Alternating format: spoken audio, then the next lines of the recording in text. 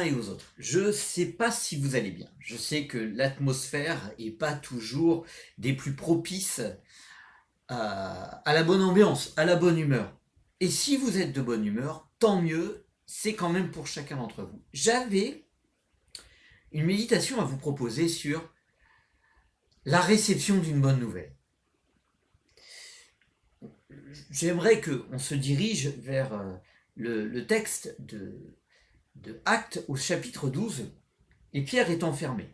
L'atmosphère n'est vraiment pas terrible, alors que tout allait bien, l'église ne cessait de grandir, les portes de l'église viennent de s'ouvrir aux non-juifs pour la première fois, mais Hérode maltraite les chrétiens et il se rend compte que les juifs sont assez ravis qu'il ait tué Jacques, le frère de Jean. Alors il en profite. Il arrête Pierre, et il ne se contente pas de ça. Je vous explique l'ambiance du chapitre 12. Au verset 3, il emprisonne des chrétiens pendant une fête juive. Verset suivant, il met Pierre en prison sous la surveillance de 4 escouades de 4 gardes chacune. Donc 16 gardes. Des frères et sœurs se réunissent pour prier sans relâche. Il était attaché par 2 chaînes. Une, c'était un peu trop juste. Pierre, c'était quand même un Superman physique, donc il aurait pu en casser une. 2 soldats autour de lui pendant qu'il dormait. Des sentinelles à chaque porte. Donc si vous ne saviez pas que Pierre était un homme très dangereux, ben maintenant vous le savez. Et s'il est en prison avec autant de surveillance et de vigilance, c'est forcément qu'il a fait quelque chose de mal. Pas de fumée sans feu. Son tort, être chrétien, prêcher l'évangile, refuser d'obéir au chef religieux qui lui demande d'arrêter d'enseigner au nom de Jésus-Christ. Mais l'Église prie pour lui. Un ange intervient, le libère de ses chaînes, en pleine nuit, le fait franchir les sentinelles et les portes. Pierre se met à suivre l'ange. Et c'est une fois dehors, et c'est ce qu'on peut lire, et je vous le lis, qu'il se rend compte que tout cela était réel. Il croyait avoir une vision. Revenu à lui, Pierre dit « Maintenant, je sais vraiment que le Seigneur a envoyé son ange et qu'il m'a délivré de la main d'Hérode et de tout ce que le peuple juif attendait. » Après réflexion, il se rendit à la maison de Marie, où un certain nombre de personnes étaient réunies et priaient. Et là, surprise, lorsqu'il frappe à la porte et qu'il s'identifie, la servante qui s'appelait Rhodes est vraiment remplie de joie, je dirais folle de joie, mais au lieu d'ouvrir, elle va vite prévenir les autres qui étaient en train de prier, pour qu'il soit libéré, qu'il est à la porte. Alors là, la réponse est assez surprenante. Tu es folle. Mais elle soutenait qu'il en était bien ainsi. Alors ils dirent, c'est son ange. C'est surprenant, hein, l'attitude humaine face aux bonnes nouvelles. Nous sommes en présence de chrétiens qui priaient, notamment pour que Pierre soit libéré.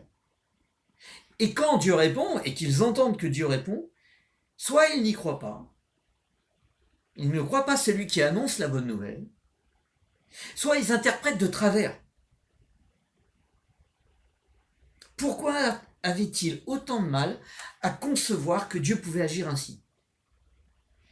L'atmosphère était lourde, pesante dans cette ville, et c'est parfois difficile, dans de telles atmosphères, de croire aux bonnes nouvelles de Dieu et aux réponses aux prières. Pierre savait que toute l'Église devait entendre ce que Dieu avait fait et qu'il l'avait libéré. Toute l'Église de la ville. Et Pierre dit à ceux qui sont dans cette maison, c'est ce qu'on lit au verset 17, il leur raconta comment le Seigneur l'avait fait sortir de la prison et dit, annoncez-le à Jacques et aux frères. L'Église en avait besoin.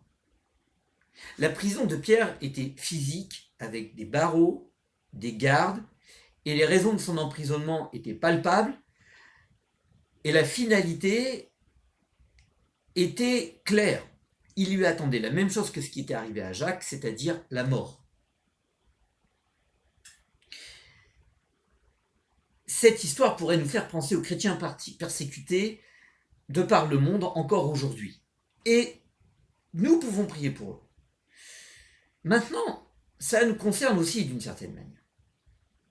Nous n'avons pas de barreaux. Nous pouvons sortir. Il n'y a pas de garde à nos portes.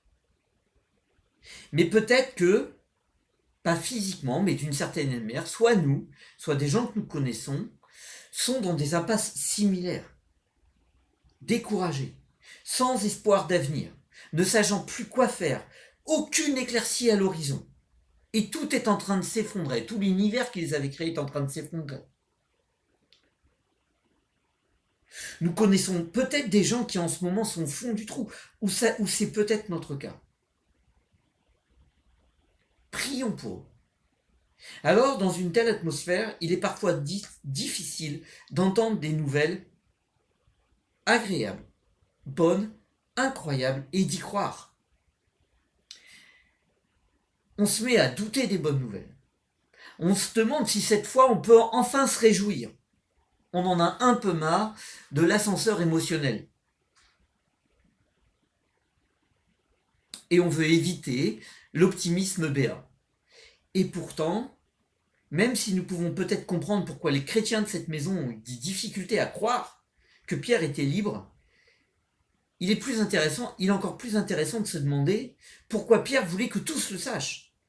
Pour que Dieu soit glorifié, certainement. Pour prouver qu'il agit dans nos vies aussi. Mais, pour nous rappeler encore une fois, que quand aucune issue ne semble possible humainement, Dieu peut toujours intervenir. De quelle façon, c'est presque secondaire. Mais il fallait que ces chrétiens de cette ville sachent que Dieu les écoutait et qu'il était à l'œuvre. Dieu est encore et toujours à l'œuvre. Rappelez-vous tout ce qu'il a déjà fait. Priez pour ceux qui sont désespérés. Chrétiens, non chrétiens, peu importe. Priez pour eux. Ils ont besoin d'espoir. Nous avons tous besoin d'espoir. Et peut-être que c'est parce qu'on est chrétien et qu'on sait que même quand tout semble fini, nous pouvons toujours compter sur le secours de Dieu. Et plutôt qu'un chant, cette fois-ci, je voudrais vous proposer un psaume. Et voici ce qu'on dit.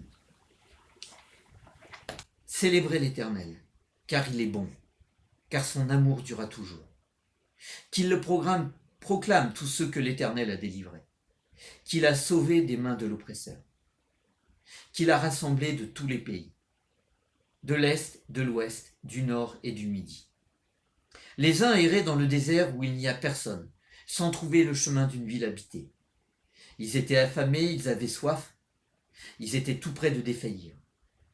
Dans leur détresse, ils crièrent à l'Éternel, et il les délivra de leur angoisse. Il les mena par un chemin tout droit, et les dirigea vers une ville habitable. Qu'il loue donc l'Éternel pour son amour, pour ses merveilles en faveur des humains. Il a désalcéré les assoiffés, il a comblé de biens les affamés. D'autres se trouvaient dans des lieux où régnaient d'épaisses ténèbres, et l'obscurité la plus noire, enchaînés dans la misère et les fers, pour avoir bravé les commandements de Dieu et méprisé les desseins du Très-Haut. Il les humilia en les astreignant à un dur labeur. Ils succombaient, privés de tout secours. Dans leur détresse, ils crièrent à l'Éternel, et il les délivra de leur angoisse. Ils les firent sortir des lieux sombres et ténébreux. Il rompit les liens qui les retenaient. Qu'il loue donc l'Éternel pour son amour, pour ses merveilles en faveur des humains, car il a brisé les portes de bronze, il a rompu les verrous de fer. Des insensés, vivant dans le péché, s'étaient rendus malheureux par leur faute. Tout aliment répugnait à leur bouche, ils approchaient des portes de la mort. Dans leur détresse, ils crièrent à l'Éternel, et il les délivra de leur angoisse. Il dit un mot et les guérit.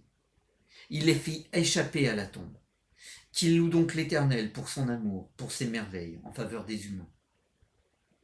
Et qu'il lui offre des sacrifices de reconnaissance, qu'avec des cris de joie, il raconte ses œuvres. D'autres s'étaient embarqués sur la mer dans les bateaux, et ils vaquaient à leurs occupations sur de profondes eaux. Ceux-là ont vu les œuvres de l'Éternel et ses prodiges sur la haute mer. À sa parole, il fit lever un vent impétueux qui souleva les flots. Tantôt ils étaient portés jusqu'au ciel, tantôt ils retombaient dans les abîmes. Et ainsi, mis à mal, il défaillit. Pris de vertige, ils titubaient comme ivres, et tout leur savoir s'était évanoui. Dans leur détresse, ils crièrent à l'Éternel, et il les délivra de leur angoisse. Il calma la tempête et fit taire les flots, qui s'étaient soulevés contre eux. Ce calme fut pour eux cause de joie, et Dieu les guida au port désiré. Qu'ils louent donc l'Éternel pour son amour, pour ses merveilles en faveur des humains. Qu'ils disent sa grandeur dans l'assemblée du peuple. Qu'ils le louent au conseil des autorités. Il peut faire tarir les fleuves, les transformer en désert, ou changer les sources d'eau en lieux arides, en lieux secs. D'un sol fertile, il fait une saline quand les habitants pratiquent le mal.